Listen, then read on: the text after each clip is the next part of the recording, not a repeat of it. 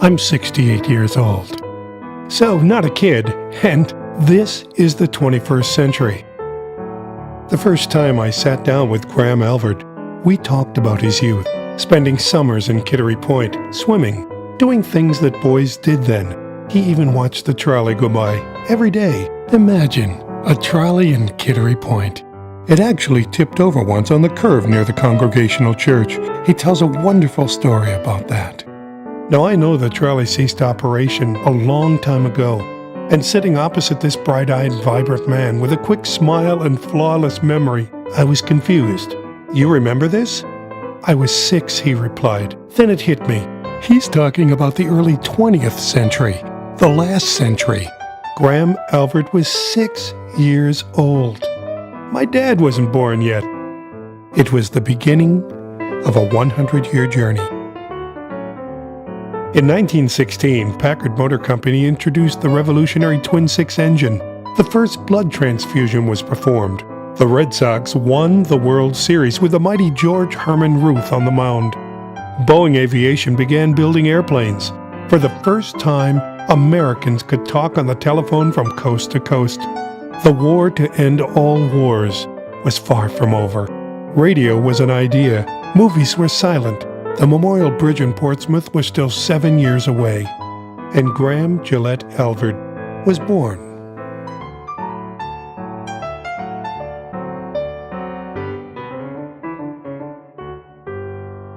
How do centenarians celebrate a century of living?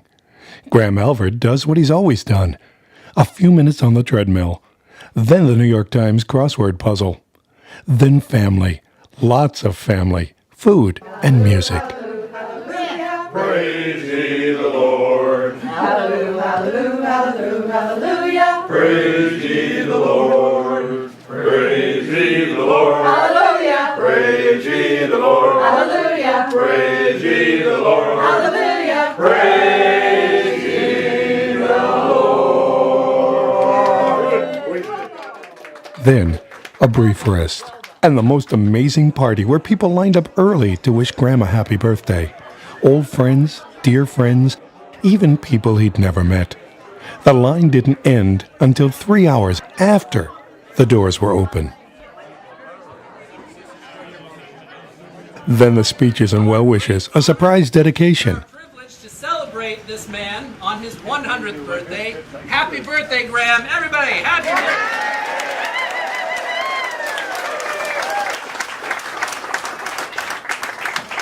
There are quite a few people here who want to say a few words, including Graham himself, and so I don't want to hold up the proceedings.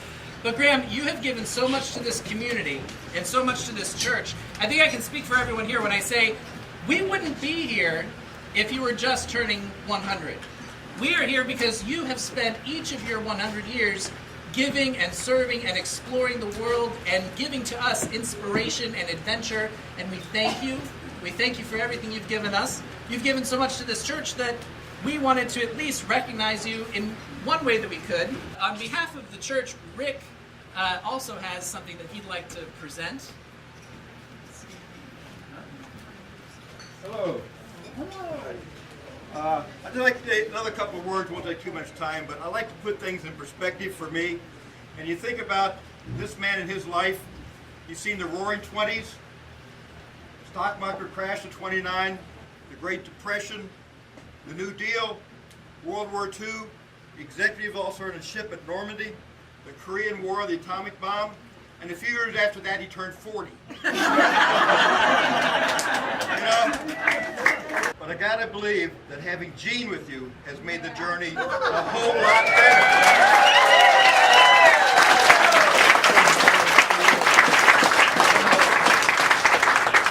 So from my perspective, this is for both of you. You guys are an inspiration to us all.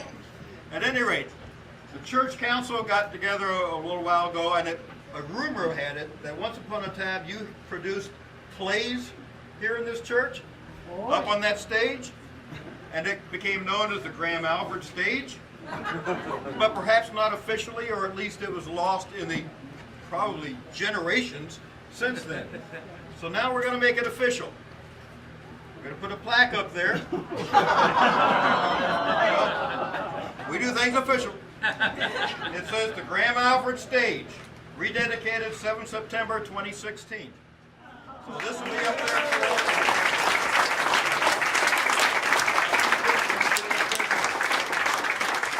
More people waiting to say hello. Then representatives of Maine's government spoke, beginning with Senator Angus King's office. Offices in Maine have sent people specially here for today, so we're going to welcome them all up together, and they generally have something to say, each of them. Something short. He did send a personal note. I have to say, and I spoke to Mr. Alvord, the senator said, find out how he did it. How did he get to 100? Hi, my name is Rob McCann. I work for Congresswoman Pingree in her office in Portland. It's a real privilege to be here today to celebrate your birthday and to spend it with all of your friends and their family. I just wanted to read a short sentiment from my boss, as she wasn't able to be here, but I think like all of our bosses, they're all down in DC this week. So she writes, Dear Graham, I'm so pleased to extend my warmest best wishes as you celebrate your 100th birthday. What a joyous milestone for you, your family, and all of your friends gathered here today. In your lifetime, you have lived through times of war and times of peace. You have faced periods of national prosperity as well as economic uncertainty. And you have seen extraordinary advances in medicine, education, and technology. Maine truly is the way life should be because of citizens like you, Graham. I applaud your contributions not only to the great state of Maine, but to our country during World War II. Your service at Omaha Beach is especially deserving of commendation and recognition by the President of the United States. Thank you again for your service, and happy 100th birthday. Sincerely, Shelley Pingree, Member of Congress. A couple stories really are kind of fun that we found out. I found out my father first came to this church, which has been so much part of his life, when he was 5 years old. When there was no bridge to Kittery Point. He took a ferry, and his grandfather was the minister, John Graham. So this has been part of our family for a very long time. Secondly, having moved away, as many of my brothers, and I'll point them out in a moment, have done, I'm in Texas now, Chip's in Alaska, but I just it hit me this week also that about 100 feet away from us, a wonderful lady named Lillian True grew to be 102 years old, and you know, many of you know her. My dad's aiming for that now, and I'm thinking, did I move away from Kittery Point too soon? This is I'm very glad to be here. I'm overwhelmed by all the compliments that have been showered on my head. They're not the least bit deserved. You don't know me well enough. But anyhow, I've loved living in Kittery Point. As I say, I came here when I was 5 years old, and in a sense, it's got better and better over the last 95 years.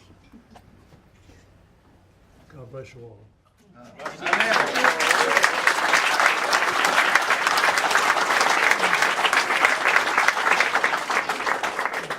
Nothing is worth doing that can be achieved in a lifetime, by Reinhold Niebuhr. Bodhisattva on a bike. 10 years past ago, biking helmet above gray hair, chin strapped firmly in place, legs and feet pumping, eyes assessing conditions of path and traffic ahead and rear in dentist-sized helmet mirror, the only aerobic striver smiling on this rolling, winding road, our hero wheeled joyfully down a middle course into his 9th decade.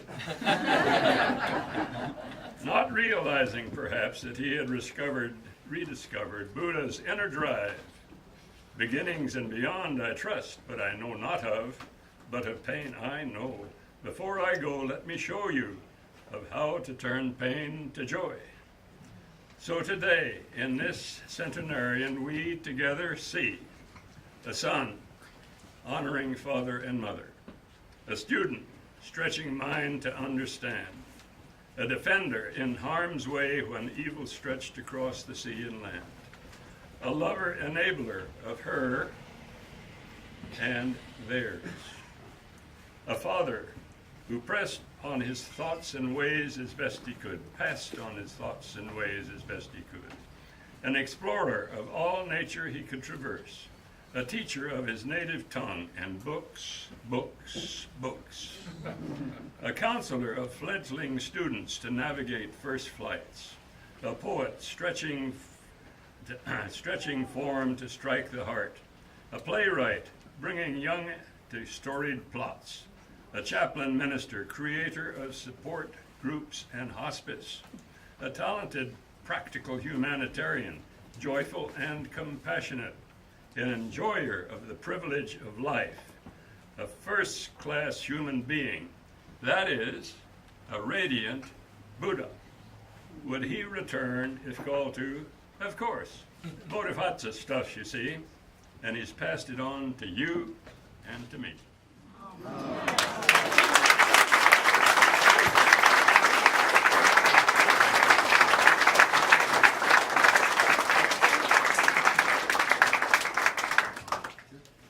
When Graham was teaching at Portsmouth High School in the 50s, and in my junior year, that was 58,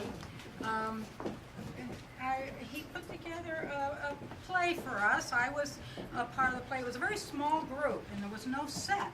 It was Thornton Wilder's The Journey, and we had chairs on the stage, and we were supposed to be in a vehicle on a journey. Well, Graham took us to Durham, and we won all New Hampshire. He took us to Manchester, was it? We won all New England. I won Best Actress. And we were national thespians. All of this were due to his dedication. And then he said we had to bring it here to this stage. So we brought Thornton Wilder's The Journey right and performed it right on the stage. In 59? Yeah, it's 58. It was 58.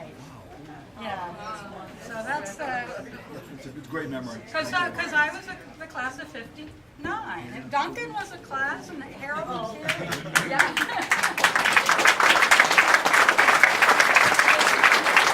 Graham is a warm, kind soul, and he gives good hugs. I used to know him when he rode his bike, and once in a while we skied together.